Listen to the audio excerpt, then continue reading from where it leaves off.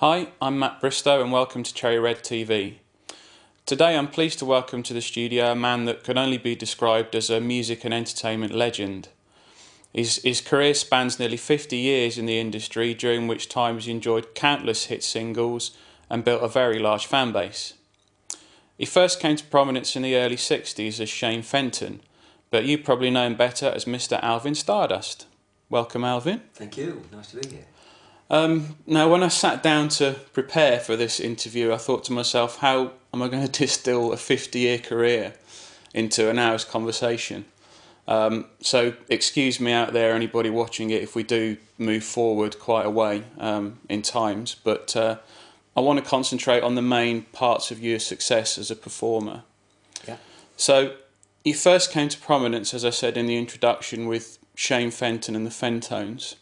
Can you give us a little bit of the history of how the band formed and the period leading up to when you were discovered? Yeah, it was, from when I was about 5 years old, I used to go to the Saturday matinees, which were the cinema in the morning on a Saturday. All the mums used to take their kids down there, dump them in the cinema from 9 o'clock till about 12:30. And the kids used to watch all these films, like cowboy films and things like that, and series. And what the big idols in those days were the cowboys. So we had Roy Rogers and Gene Autry, and they played guitar, and of course they were playing country music. We didn't realise it was country music. It was just some cowboy playing a guitar and singing for the cattle, you know. But ever since I first saw Roy Rogers with a guitar, I wanted a guitar.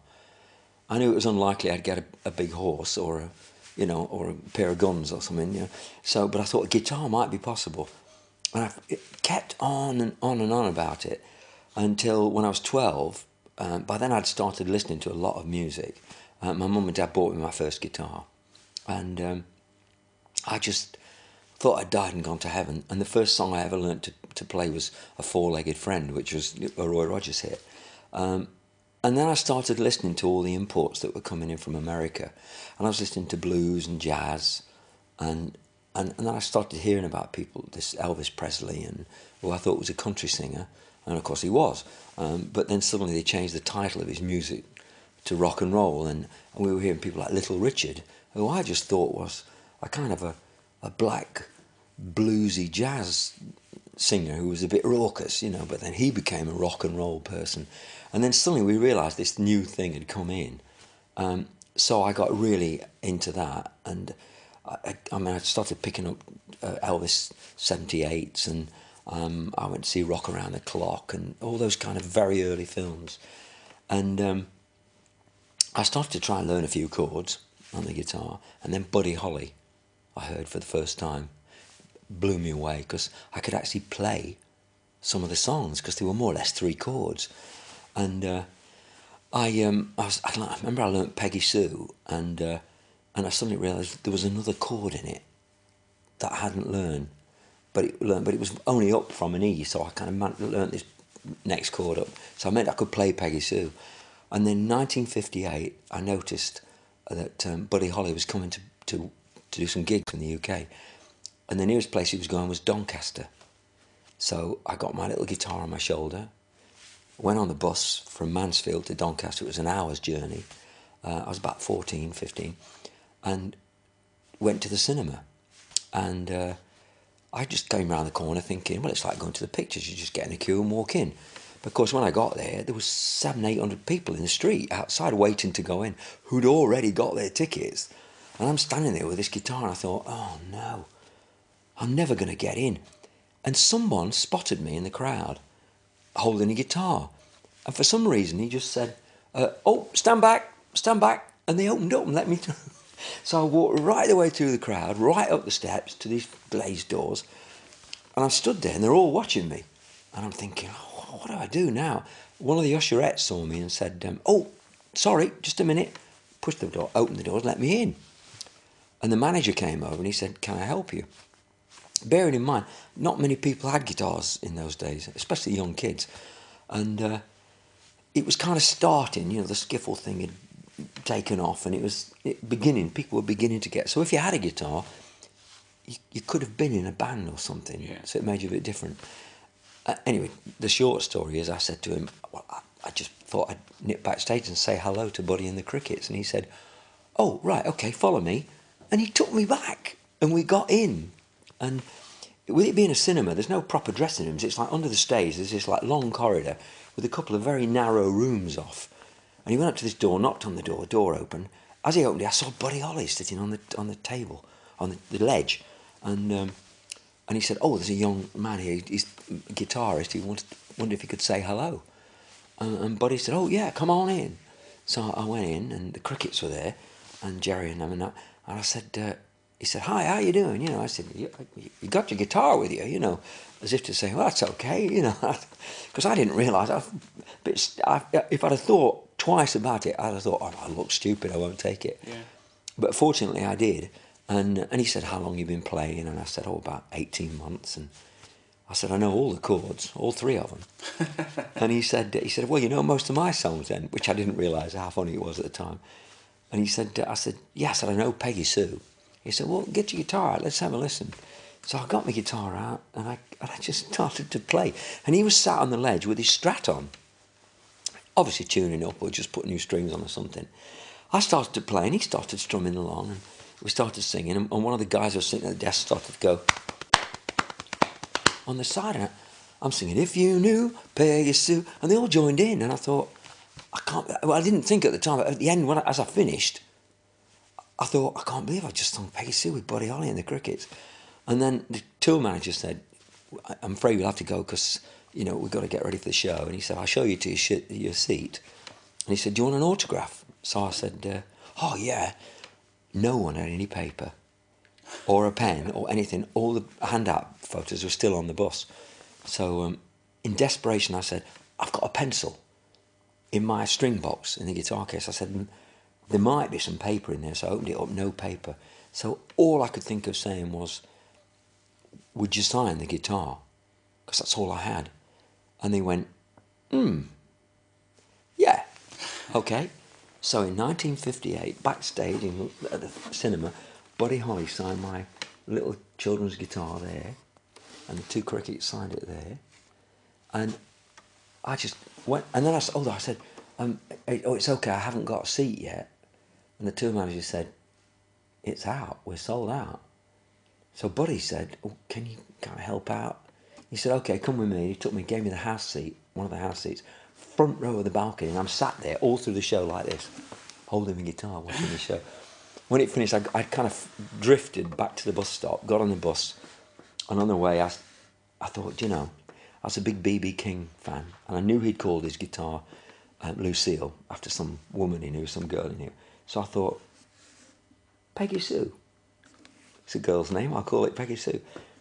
And from then on, I just went through the next few years, wherever. 1960, I went to see Eddie Cochran and Gene Vincent in Manchester. My dad drove me, and they signed it. And then I heard this band playing in the local Palais de dance hall called Johnny Theakston and the Tremolos. Nothing to do with the Tremolos that came later.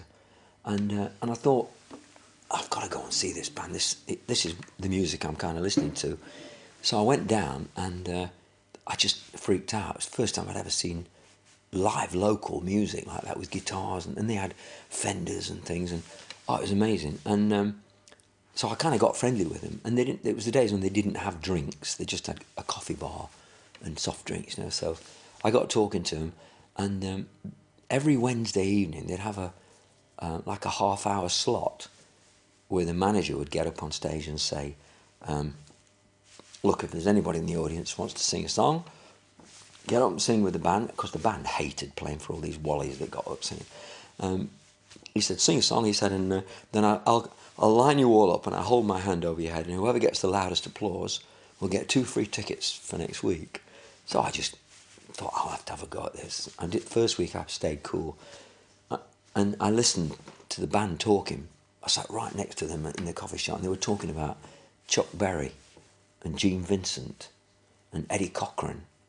And I'd just beginning to kind of get into them in a big, big way. I mean, I'd been into Buddy and Eddie right from and Gene for a while, but now I had albums and everything. So, and there was a new track had come out called I think it was like Who Slapped John or B.I. Bicky Bye Bobo Go, and it was way out Vincent Records. So the following Wednesday, when they asked for people to go, I went up and I said, they said to me, "Oh yeah, what do you want to sing?" You know, bored. So I said, "Well, you probably won't know it. It's a Jim Vincent song called Who Slapped John." They went, "Oh, great!" The guitarist already knew the solo, you know. So I got the right key to sing it in. So I did the song, and then I kind of travelled everywhere with them. And Johnny and I became really big mates. And they said, you know, why don't you get up occasionally if we're working and just sing a song, you know, give Johnny a break and all that. And so I said, yeah, so I did. And then we started fixing rehearsals, and I went round to rehearse at Johnny's house one day. We lived on a hill in the middle of Mansfield. I lived on one side, and he lived just over the top on the other side. So I walked over for this rehearsal, and I got there, and he wasn't there. And his mum said, he's not very well, he's been taken into hospital. So he said, oh, right. So I said, well, I'll call in tomorrow and see. I said, shall I go and say hello? And she said, no, you better leave it, he's quite ill. So anyway, 2 days later, I went round, and she said he's died. And we just completely fell apart. The band disbanded and everything. But what I didn't know, they'd sent a tape to the BBC, which they'd made, a little Grundig tape recorder they'd had. And they'd recorded it in a dance hall. So the tape recorder up on a chair with a microphone at one end of the hall, and they stood on the stage at the other end and played. And then they would listen to it back, and they said, no, the bass is too loud, turn your bass down a bit. So then they did it again, you know, and they put it in a brown envelope, this reel-to-reel tape, and addressed it to the BBC, London, and just posted it. And inside it was a note, it said, this is a recording of our group. We'd like to do a radio programme. If this goes to the wrong department, would you mind passing it on? Can you imagine now? In the bin, it would have gone. Yeah, absolutely. So, and of course, Johnny had been dead about 4 or 5 weeks, and a letter came back saying, we like the band. Would you like to do an insert on Saturday Club, which was the big programme? So we didn't know about this. It went to Johnny's house, and his mum came round to me and said, Johnny's dad and I have talked, and you and him were mates and everything, and we don't think Johnny would have wanted the band to have missed such an opportunity. So will you ask the boys if they'll reform, and would you sing? So I said, yeah, if that's a... She said, got one other favour. She said, Johnny never liked his name, Johnny Theakston. So when they sent the tape away, he thought of this name, Shane Fenton. So they think it's Shane Fenton and the Beat Boys.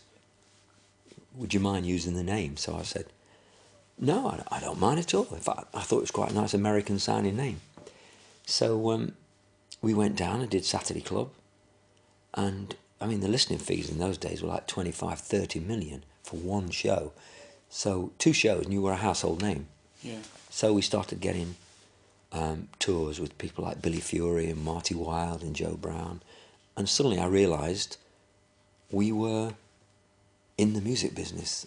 I think it was quite a quick thing, wasn't it? I think something like almost a week after you did that first appearance, you'd got not only a manager but also a record deal with EMI. Yeah, the musical director on Saturday Club was a man called Tommy Sanderson, and he was a plugger at Francis Day and Hunters, which was the biggest publishing company. And in those days, record companies weren't very powerful. They were reasonably powerful, but the publishing companies called all the tunes because they owned the music. Although they needed the record companies to get them out and about, we still had radio. And radio was the big thing. So the publishing houses were more kind of crawling around the radio stations than the record companies. And Tommy came up to us on the first day and said, have you got a manager? And I said, well, my dad said he'd kind of help us. So he said, would you like a manager? He said, I'm looking for a group to manage. So we just thought, gosh, this London manager, what more could we ask for? So he said, oh, yeah. He said, well, shall we say I'm going to be your manager? So we said, yeah, great. So we all shook hands, and he said, okay, leave it with me. And he phoned up EMI, and he got through to Parlophone, and to George Martin, and Ron Richards, his assistant, and said, I've got this band here I'm thinking of signing. have you got time to come and have a listen to them?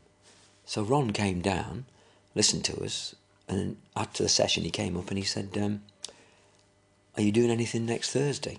Well, of course, most of the boys were working. And they said, what's it for? And he said, well, I'm from EMI. He said, I'd like you to come to Abbey Road and do a recording test. So they all said, no, we're free, it's all right, don't worry about it. And they're all desperately waiting until they get home, until they can tell their bosses that they need time off or that they were going to be ill or something. And we went down, and one of the songs we played on the radio was 5'2" Eyes of Blue.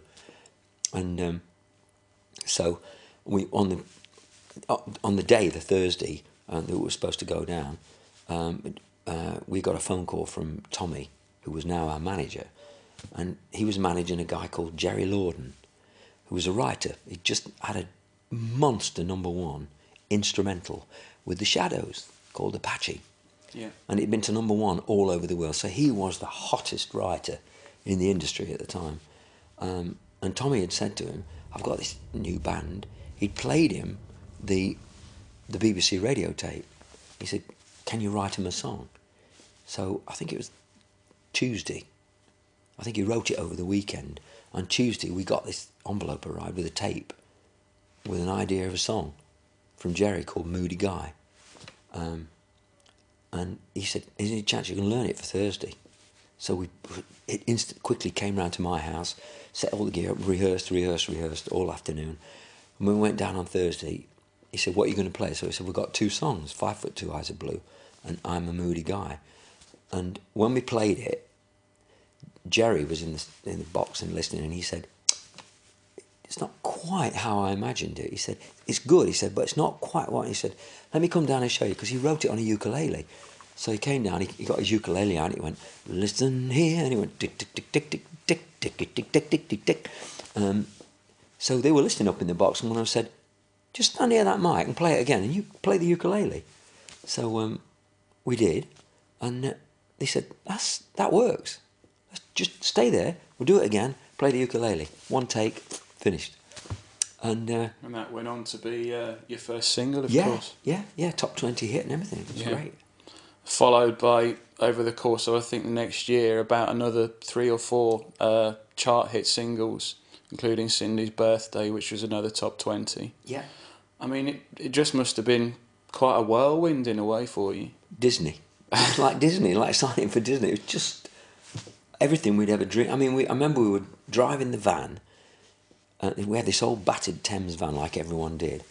And we're all piled in the back with the gear, going to some gig in Stoke-on-Trent. I think it was the King's Hall or something. And we were driving along, it's early in the evening, and tuned into Radio Luxembourg. And they played Moody Guy. And we all went, stop the van, stop the van, stop the van, it's us.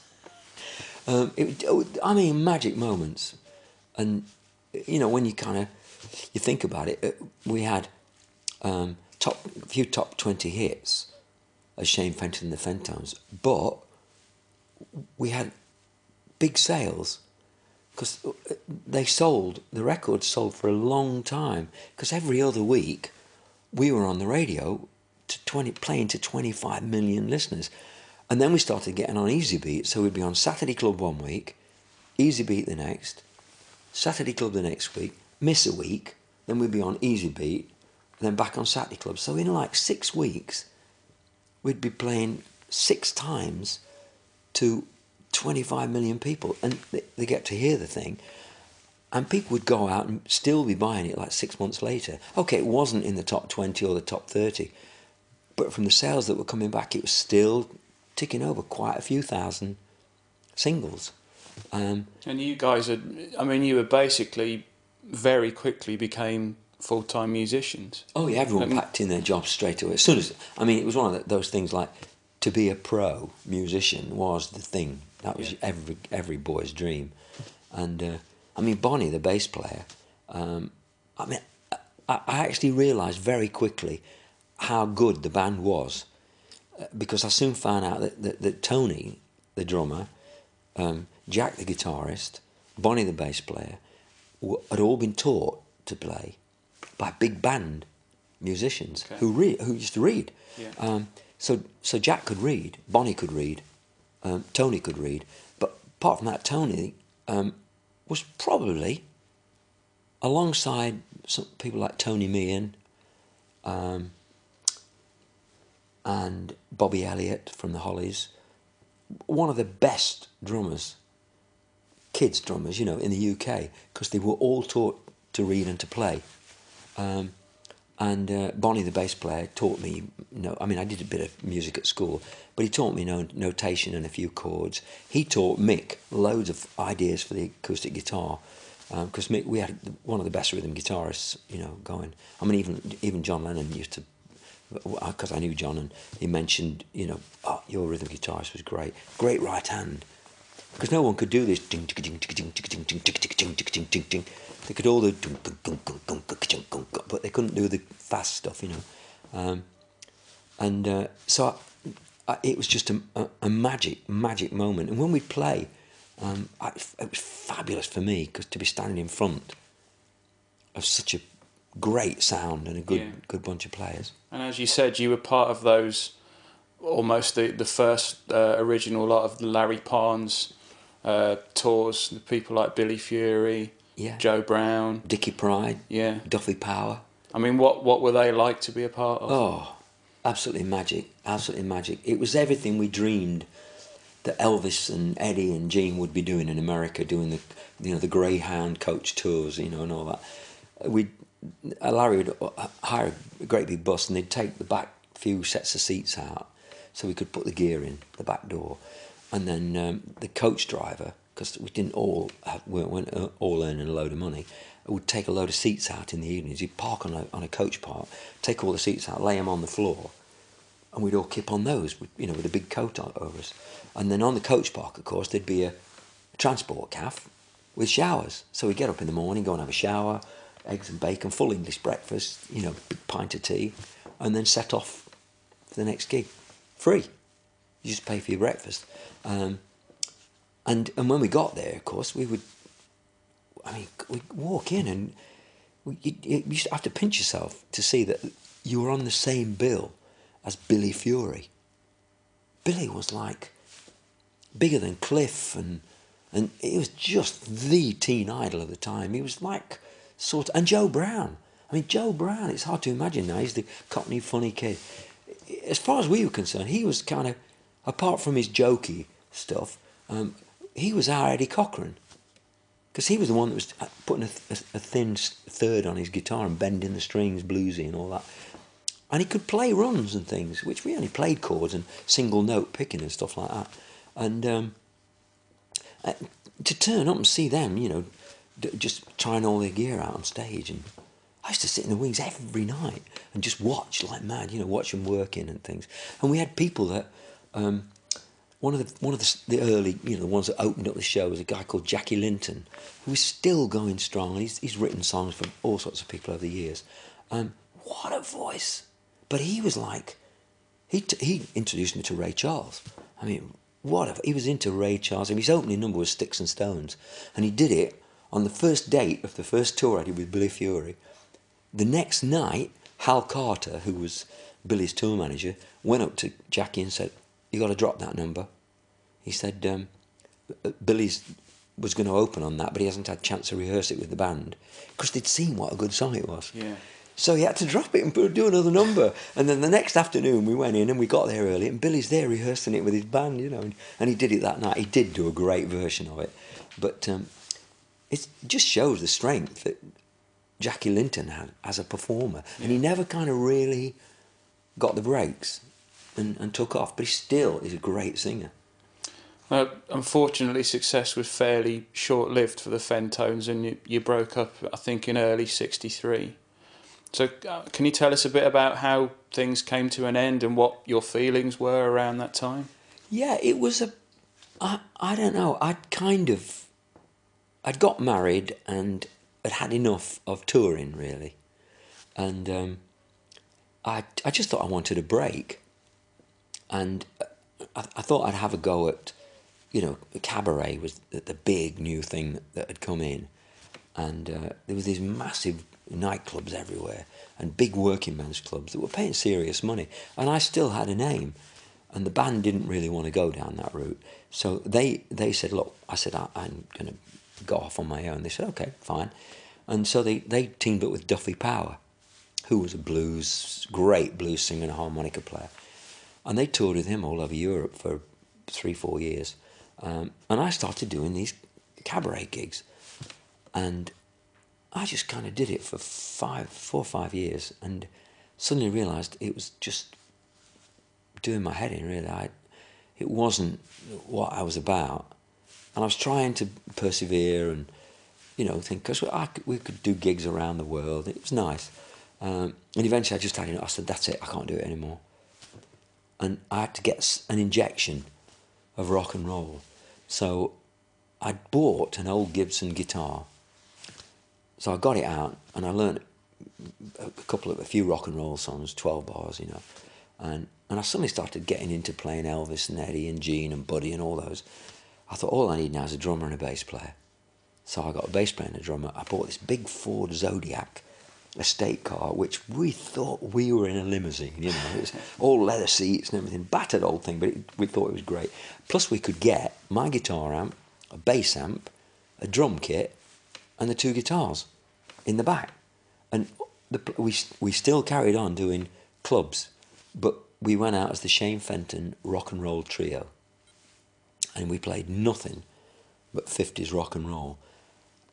And we got to the point where we'd get to a club and we'd either die completely or we'd storm the place. And they'd be up dancing on the tables. So very quickly, the ones that we didn't really do well at didn't book us anymore. And we got this quite nice circuit of rock and roll venues to do.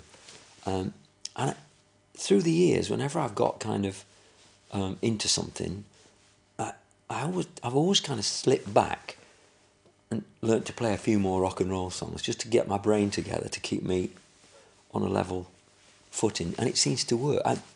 Even now, just recently, I started playing, we do a 50s rock and roll set. And sometimes we do a night of just 50s rock and roll. Just for me, it just keeps me sane, I think also during this kind of, let's call it a lean period, if you like, without chart success, you also worked on the management side of things as well? Yeah, well, sort of. Tommy said to me, look, I've taken on Lulu, and we're agents for the Hollies, and you've come off the road now, why don't you come in as a partner? So I said, yeah, all right. I was up to trying things. So I kind of went in, and I went into the office for about 2 weeks, every day. Then it dropped down to about 2 days every week. And then one day every fortnight. And Tommy said, you're not into this, are you?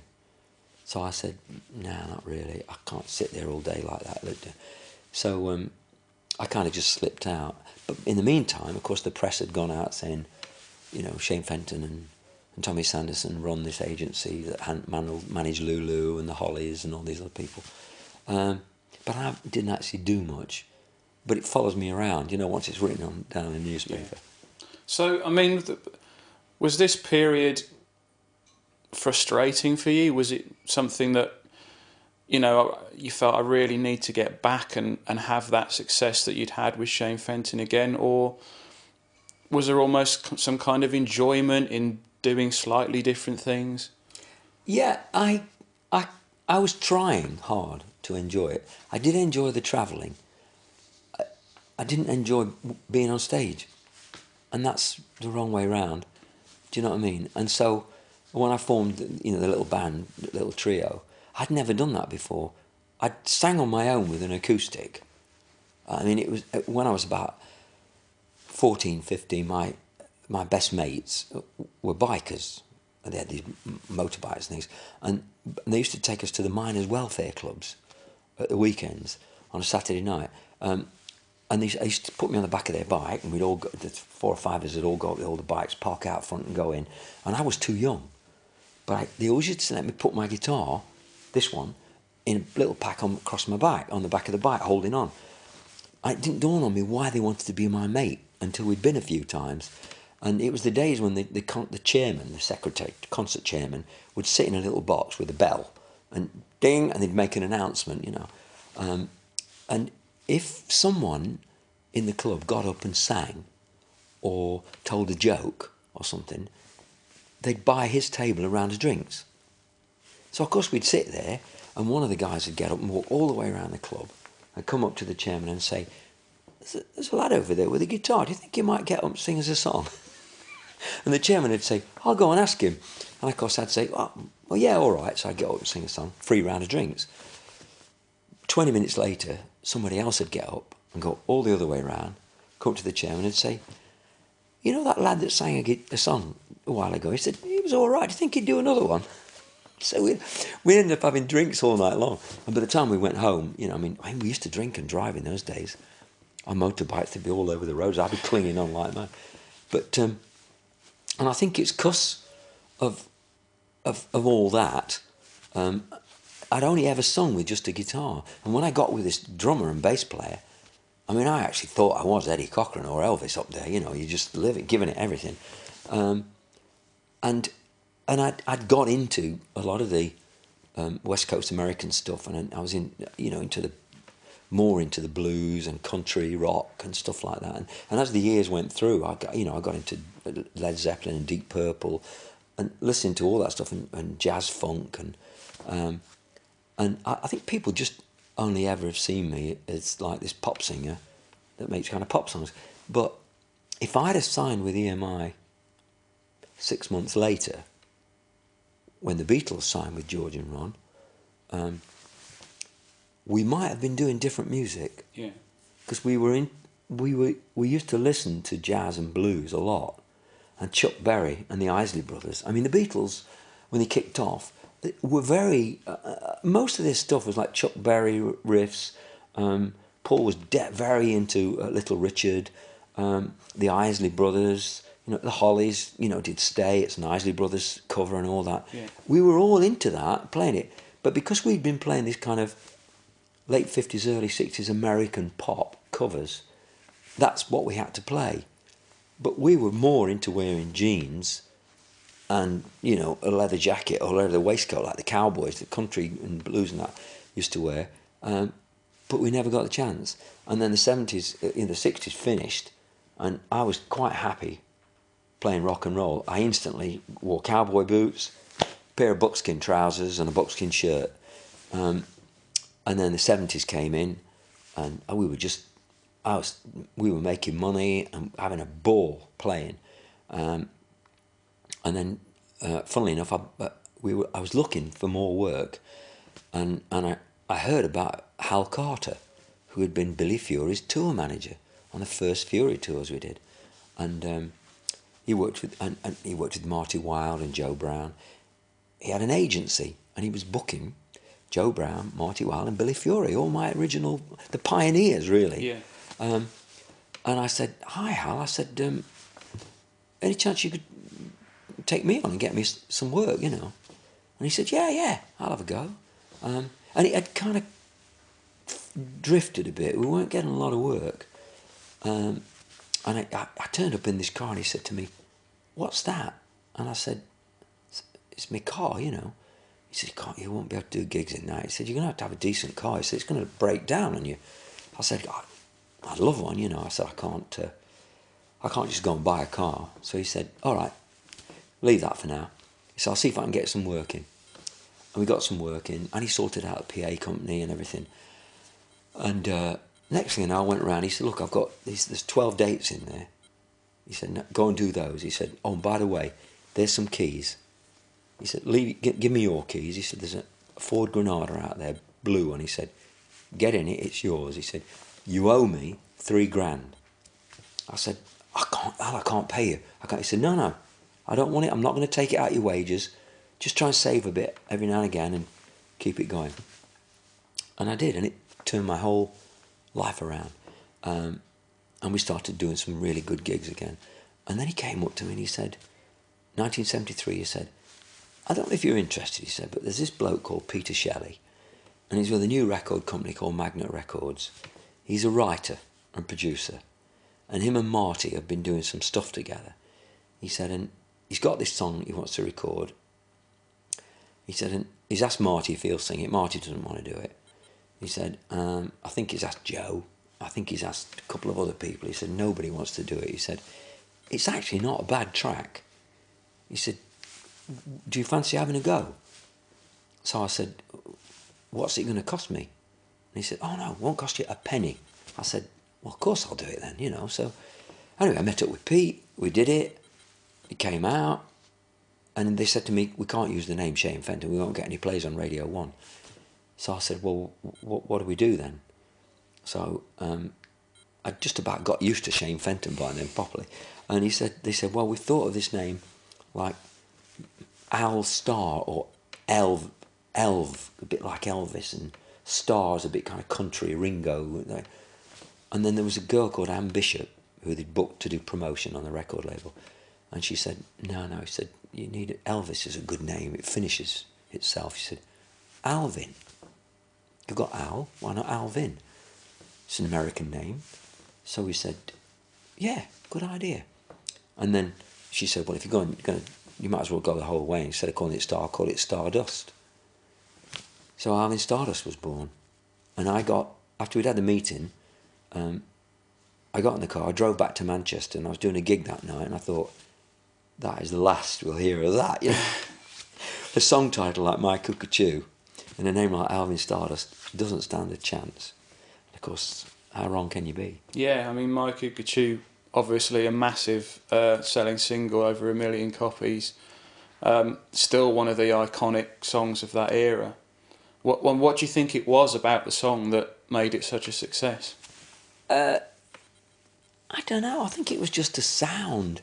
I think it was at a time when there were a lot of producers, people producing everyone from like Mark Bolan to David Bowie to Gary Glitter to Slade, you know, and they were all kind of writing all their own songs. And a lot of people were getting ideas from songs that had already been big hits. And I think Pete had heard Spirit in the Sky and liked that. And he said, I think we should, you know, maybe think a bit around that. So he went in the studio, just a piano, bass, drums, and a guitar player, and just put down this track. And then they got Terry Britton in, the best move they ever did, guitarist, and said, what do you think? Have you heard that Spirit in the Sky? And Terry went, oh yeah, it goes, and they said, that's it, do that. And then of course Terry played this phenomenal guitar solo. And of course, then Terry played on all the singles. Then we got Big Jim Sullivan in playing on the album, and Terry played on some of the album tracks.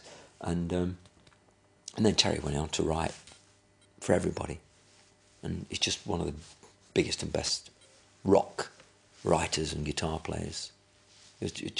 We just fell on our feet with all the people that were involved. Yeah. So along with the change of name, there was also quite a strong image associated with Alvin Stardust, the famous man in black, you know, the black leather, the kind of mean sort of Gene Vincent style stance. I mean, nowadays it would probably be shot down by cynics as contrived, but it just seemed to catch fire, didn't it, at the time? I mean, was it something that you were comfortable with doing? Well, in a way, nothing's changed. People are still doing, the young bands that are coming along, I see them come on and it'll be it could be Blur or Green Day or Snow Patrol, anybody. They come on and they're all wearing something or got their hair done a certain way that's supposed to look like they've just got out of bed and walked out and thrown a T-shirt on. But of course they spend hours looking for the right T-shirt and the right jeans and just getting their hair a little bit, that bit's gone down, I like that little bit up there, you know. And then they go in and go, oh yeah, well, you know, like the Beatles did it, we all did it, you know. And so no one now would shoot them down for being contrived. But in 10 years' time, they'll look back and they'll say, how contrived that was. Look, they're all doing the same thing. And of course, in the 70s, we look back now and we say, oh, that was so contrived. But Slade were wearing like massive platform boots. Oh, Dave, he had his trousers tucked in, knee-length pantomime boots and all that, and funny hats that you'd see at rugby matches now.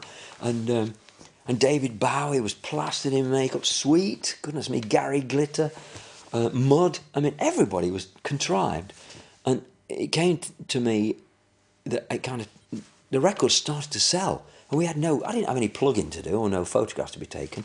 And suddenly we realised that we didn't need to do interviews or have photo calls because it was selling on radio plays. The strength of the record. That's the strength of the production and the actual finished thing.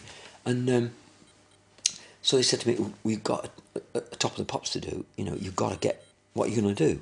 So because I had same colour hair, light brown hair, a pair of buckskin trousers and a buckskin shirt. And I said, well, you know, I thought, hang on, I've got black trousers, black shirt. Gene Vincent would have worn gloves. So I thought black gloves, and I thought black, brown. Elvis had dyed his hair black. So I literally went to Woolworths and bought a black hair dye. And the night before Top of the Pops, I dyed my hair in Sussex Gardens in a little bed and breakfast. Do you know anything about hair dyeing? When it was all over, I had blue lines coming all the way down the side of my face.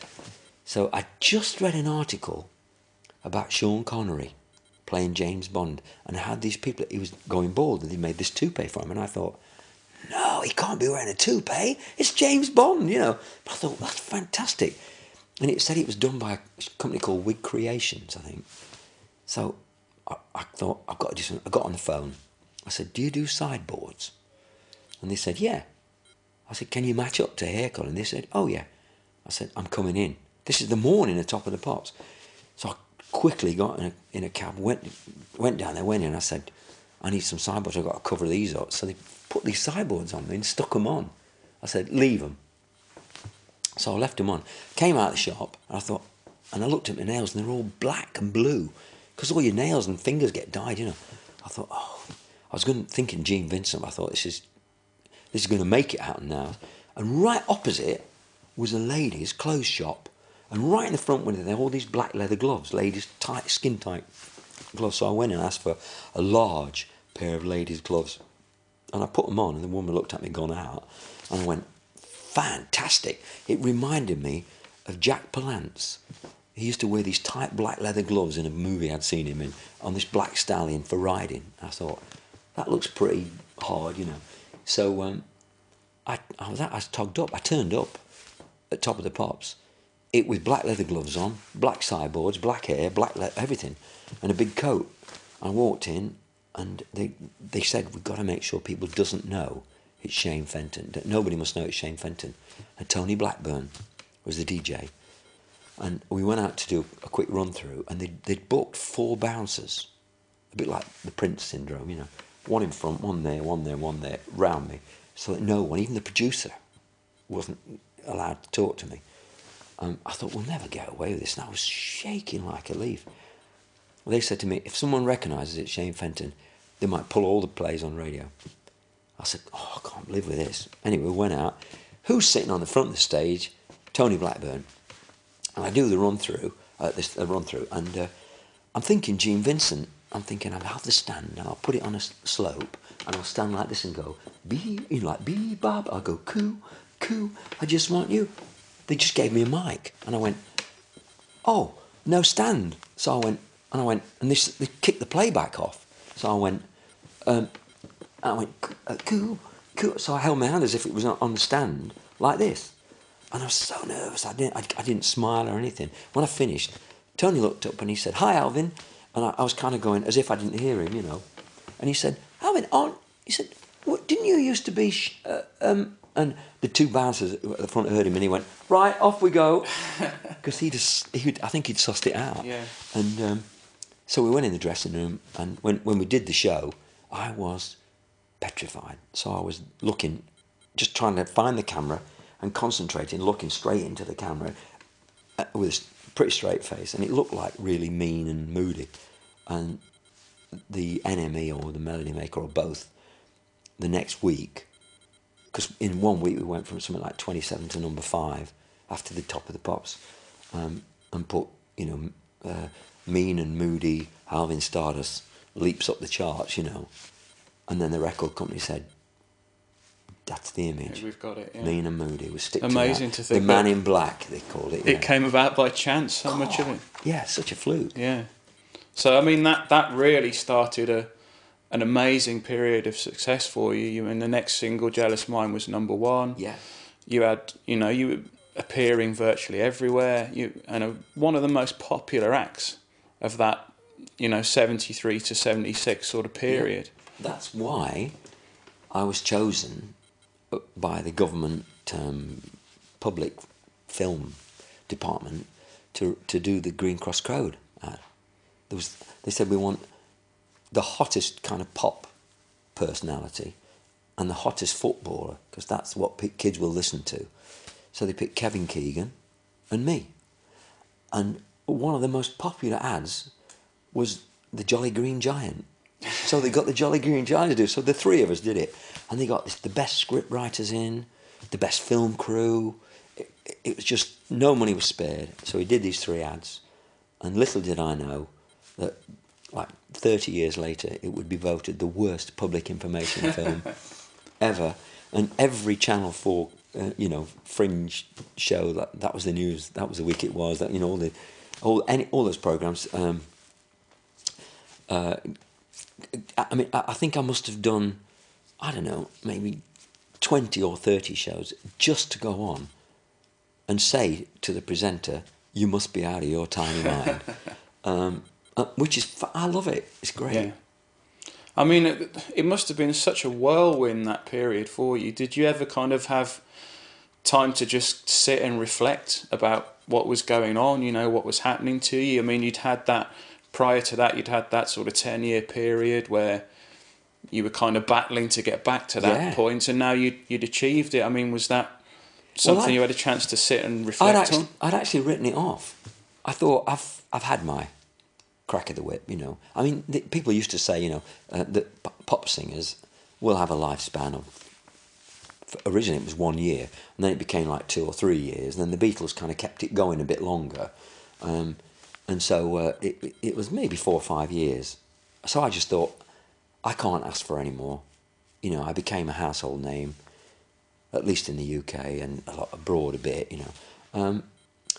So I thought that was it. And when it happened in the 70s, it came so left field. It was like someone came up behind me and hit me on the back of the head with a cricket bat. I just went, wow, this is phenomenal. And it did take over. And the mean and moody thing was a little bit destructive in a way, because I never saw anyone. I used to be always wrapped up and kind of kept out of the way. We'd do a gig. If it was a television, I'd be security guys there, didn't talk to anyone. I went to my room, shut the door. And when we did interviews, there'd be 2... I wouldn't do an interview like this now, even on television. I'd be sitting here, you'd be sitting there, there'd be 2 guys, one either side of you, big security guys.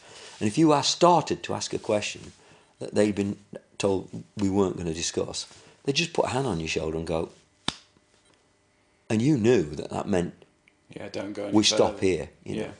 And you got the feeling if you didn't, they'd pick you up and just chuck you out of the room. But people believe, we were laughing all the time, but people, I think we are all the same. We've all got kind of images of stardom and the pop world, and we want people we like to be a bit moody. And like, I was a big James Dean fan, Marlon Brando. I mean, Elvis and all that. When Elvis got overweight and when Marlon Brando got overweight, it was like my world had fallen apart. I thought, no, you're not supposed to do that.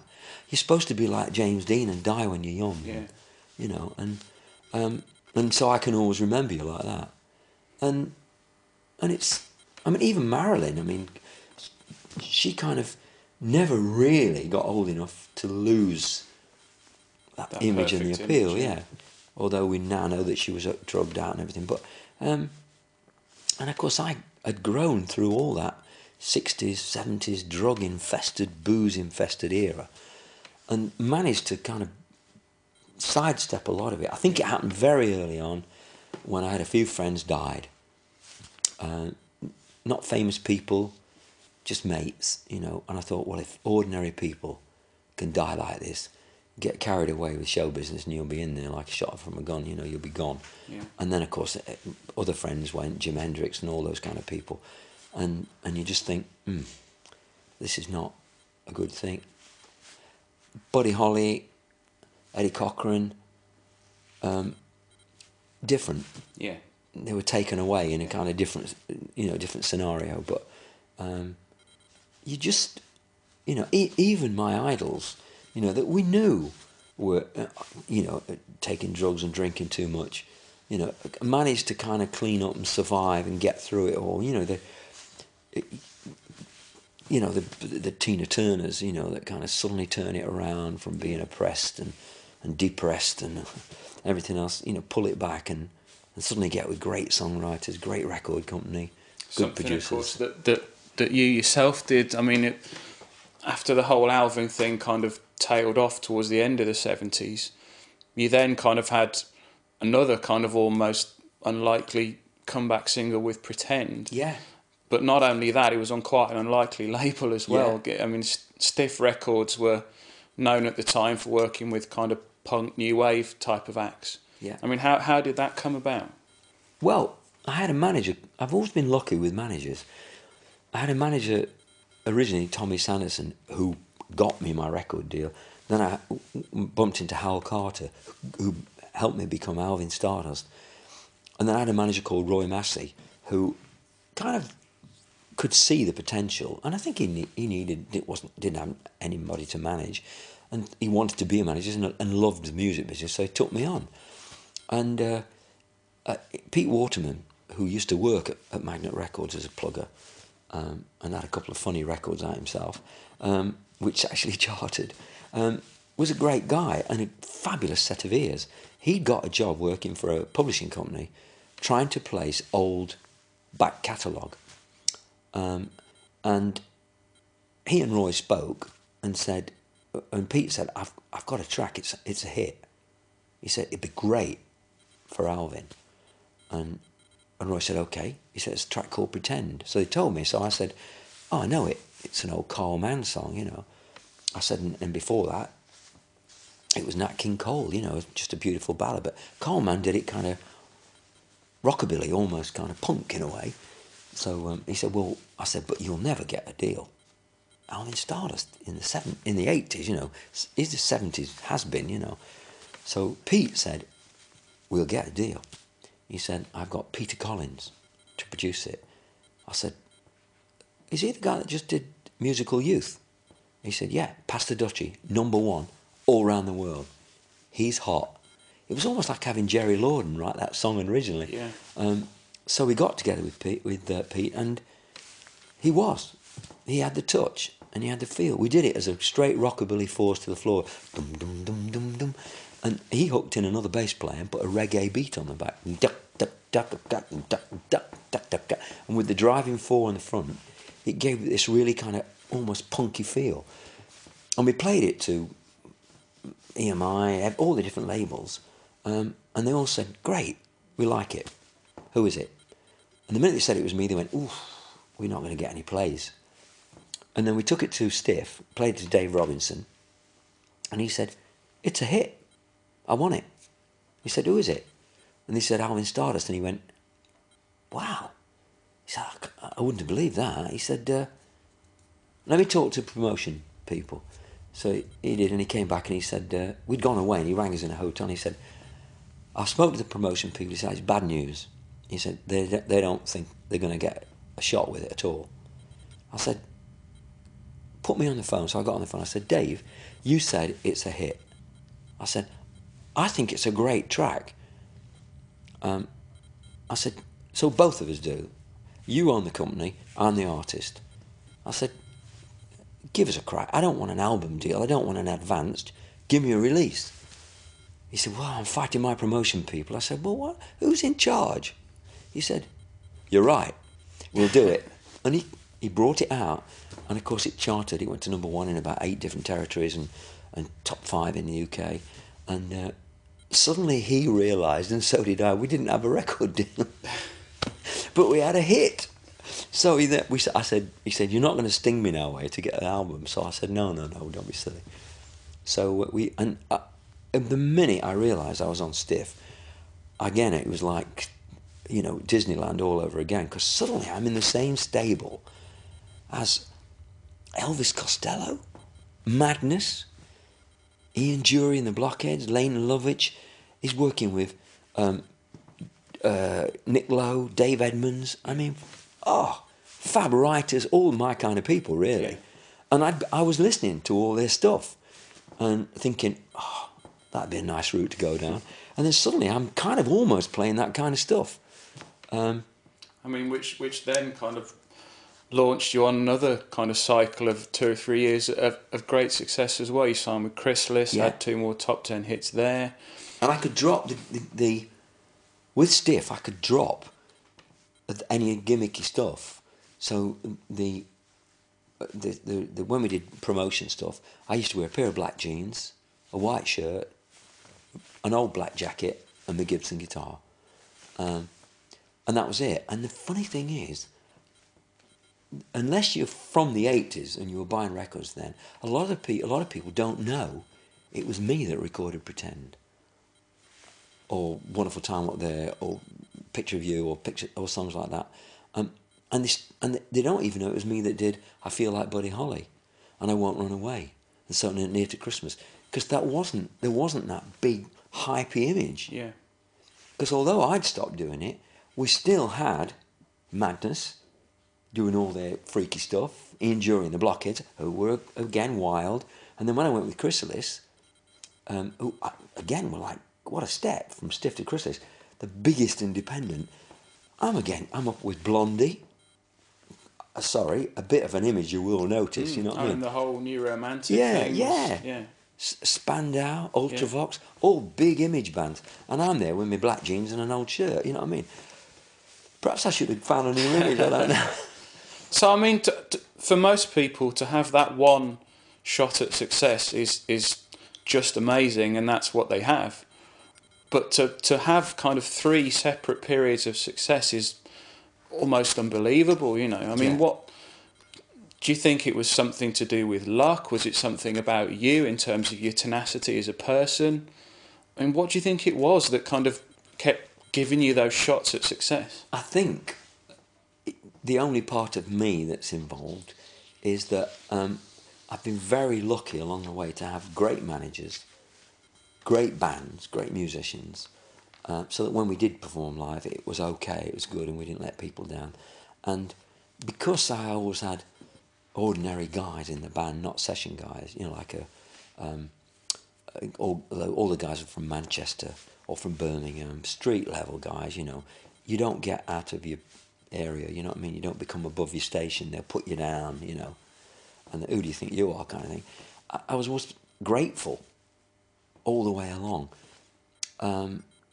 And again, when it seemed like nothing was there, I'd bump into this manager who would luckily find me a great record company with really good guys in the record company to pull it off. And then it is in the lap of the gods. You need a lucky song and a great track.